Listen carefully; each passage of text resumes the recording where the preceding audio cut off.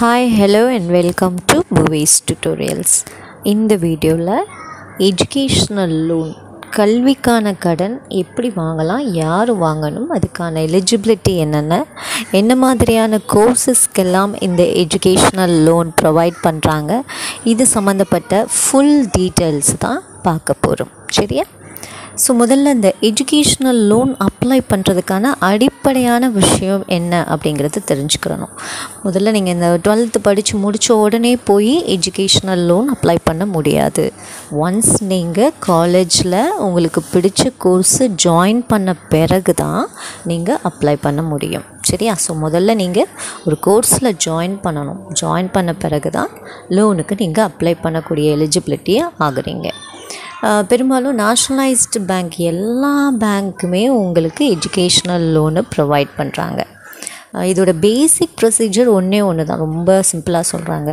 அதாவது உங்கள் வீட்டுக்கு பக்கத்தில் உள்ள அந்த பேங்க்கோட பிரான்ச்சில் நீங்கள் அப்ளை பண்ணணும் அப்படின்னு சொல்கிறாங்க. உங்கள் வீடுனா உங்கள் நேட்டிவ், நீங்கள் தங்கி இருக்கக்கூடிய வீட்டுக்கு. ஒருவேளை நீங்கள் உங்கள் வீடு ஒரு இடத்துல இருக்கலாம், நீங்கள் படிக்கிறது வேற ஒரு சிட்டியில் இருக்கலாம். ஆனால் உங்கள் வீடு எங்கே இருக்கோ அதுக்கு பக்கத்தில் உள்ள பேங்க் பிரான்ச்சில் தான் நீங்கள் அப்ளை பண்ணணும். ஸோ எல்லா ப்ராசஸும் முடித்ததுக்கு பிறகு காலேஜோட பேரில் தான் பேங்க்லேருந்து உங்களுக்கு டிடி எடுத்து அமௌண்ட்டு வரும். சரியா? ஸோ எவ்வளோ கிடைக்கும் அப்படின்னு பார்த்தீங்கன்னா, நீங்கள் மெடிக்கலாக இருந்ததுன்னா கிட்டத்தட்ட 30 lakhs வரைக்கும் கொடுக்குறாங்க.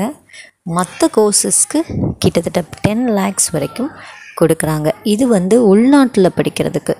இந்தியா தாண்டி நீங்கள் ஃபாரின் கண்ட்ரிஸ் படிக்கணும்னு நினச்சிங்கன்னா அதுக்கு கூட கொடுக்குறாங்க. 15 lakhsலேருந்து ஈவன் 1.5 கோடி வரைக்கும் கூட எஜுகேஷ்னல் லோனை நீங்கள் அப்ளை பண்ணலாம்.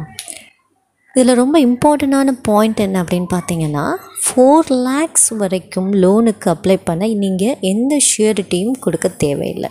எந்த கொலேட்ரல், எந்த ஒரு ஷியூரிட்டி, எந்த எவிடன்ஸும் நீங்கள் பேங்க்கில் சப்மிட் பண்ணணுங்கிற அவசியம் கிடையாது. எப்போ திருப்பி கட்டணும் இந்த லோனை அப்படின்னு பார்த்தீங்கன்னா, நீங்கள் படித்து முடித்து அதுக்கு பிறகு ஒன்ஸ் ஒரு கேரியருக்குள்ளே போய் செட்டில் ஆகிற வரைக்கும் அதுக்கடுத்து ஒரு 1 year கிரேஸ் பீரியட் கொடுக்குறாங்க. ஸோ நீங்கள் எந்த கோர்ஸ் ஜாயின் பண்ணியிருக்கீங்களோ அந்த கோர்ஸ் முடிச்சுட்டு 1 year கிரேஸ் பீரியடையும் எடுத்துகிட்டு ஒரு 5-7 வருஷத்துக்குள்ள இன்ஸ்டால்மெண்ட் பேசிஸில் அந்த அமௌண்ட்டை கட்டி நீங்கள் முடிக்கலாம் அப்படின்னு சொல்கிறாங்க. இதில் இன்னொரு விஷயம் என்னென்னா, டேக்ஸ் பெனிஃபிட் இருக்குது. அதாவது நீங்கள் லோன் கட்டுறதுக்கு இன்கம் டேக்ஸு விலக்கு இருக்குது.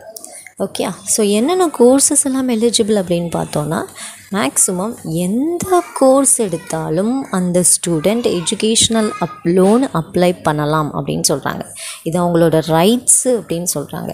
ரிசர்வ் பேங்க்கும் சரி, மத்திய அரசும் சரி, எல்லா ஸ்டூடெண்ட்டோட ரைட் இதை நீங்கள் எஜுகேஷ்னல் லோன் அப்ளை பண்ணுங்கள், கொடுக்க வேண்டிய கடமை பேங்க்கோடது அப்படின்னு சொல்கிறாங்க. அதுக்கடுத்து வெறும் காலேஜ் ஃபீஸ்க்கு மட்டும்தான் எஜுகேஷ்னல் லோன் தருவாங்களா அப்படின்னா, ஈவன் ஹாஸ்டல் ஃபீஸ் கொடுக்குறாங்க, ட்ராவல் அலவன்ஸ்க்கு கொடுக்குறாங்க.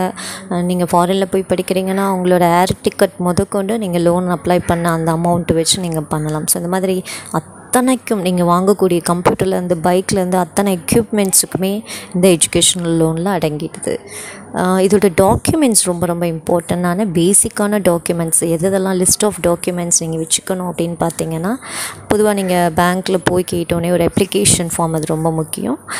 10th உங்களோட 10th 12th நீங்கள் யூஜி படிக்கிறீங்க அப்படின்னா யூஜியோட சர்டிஃபிகேட், பிஜினா பிஜியோட ப்ரூஃப் ஆஃப் அட்மிஷன் பொறுத்த வரைக்கும் ஐடி கார்டு, எந்த காலேஜில் படிக்கிறீங்களோ அந்த ஐடி கார்டு ப்ளஸ் அந்த காலேஜில் இருந்து போனஃபைட் சர்டிஃபிகேட் ஒன்று வாங்கி கொடுக்கணும். போனஃபைட் சர்டிஃபிகேட்லேயே நீங்கள் இந்த கோர்ஸ் எடுத்திருக்கீங்க, இது இவ்வளோ செலவு ஆகும் அப்படின்னு சொல்லிட்டு அந்த எக்ஸ்பென்சஸ் ஷெட்யூல்டு லிஸ்ட்டு அதோடு சேர்த்து நீங்கள் அந்த போனஃபைட் சர்டிஃபிகேட் வாங்கி கொடுக்கணும். இது பாஸ்போர்ட் சைஸ் ஃபோட்டோ, பேசிக்கான விஷயம், ஸ்டூடெண்ட்டோடதும் ப்ளஸ் பேரண்ட் இல்லைன்னா கார்டியனோடதும்.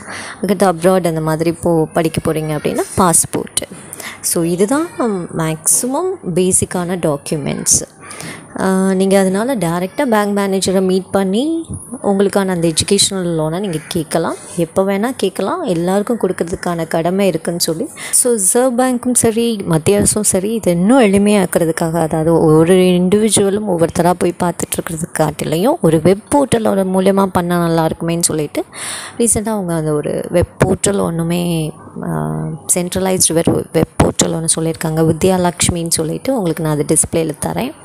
ஸோ இந்த வெப்சைட் போர்ட்டலில் அதை கிளிக் பண்ணி உள்ளே போய் பார்த்தீங்கனாலே உங்களுக்கு அத்தனை டீட்டெயில்ஸும் இருக்கும். அப்ளிகேஷன் ஃபார்ம் முதற்கொண்டு இருக்கும். நீங்கள் அது மூலயமா அப்ளை பண்ணி வச்சுக்கலாம். ஸோ எந்த பேங்க் எவ்வளோ தராங்க என்ன அப்படிங்கிற டீட்டெயிலையும் நீங்கள் ட்ராக் பண்ணிக்கலாம். நீங்கள் ஒன்ஸ் ஒரு வாட்டி நீங்கள் இந்த லிங்க் ஓப்பன் பண்ணி வெப்சைட்குள்ளே போய் பாருங்கள். ஓகே, இது வந்து நல்லா படித்தவங்களுக்கு தான் கிடைக்குமா எஜுகேஷ்னல் லோனு, இந்த மாதிரி கம்யூனிட்டி பீப்புளுக்கு தான் கிடைக்குமா? அப்படிலாம் கிடையவே கிடையாது. யார் வேணாலும் அப்ளை பண்ணலாம். +2 முடிச்சுட்டு ஒரு கோர்ஸை ஜாயின் பண்ணக்கூடிய எந்த கோர்ஸாக இருந்தாலும், அது மெடிசன் மட்டும்தானா இல்லை, இன்ஜினியரிங்காக மட்டுமா இல்லை, மற்ற எந்த professional course, diploma course, PG courses எதுவாக இருந்தாலும் எந்த ஸ்டூடெண்ட்டாக இருந்தாலும் அப்ளை பண்ணலாம். ஓகேயா?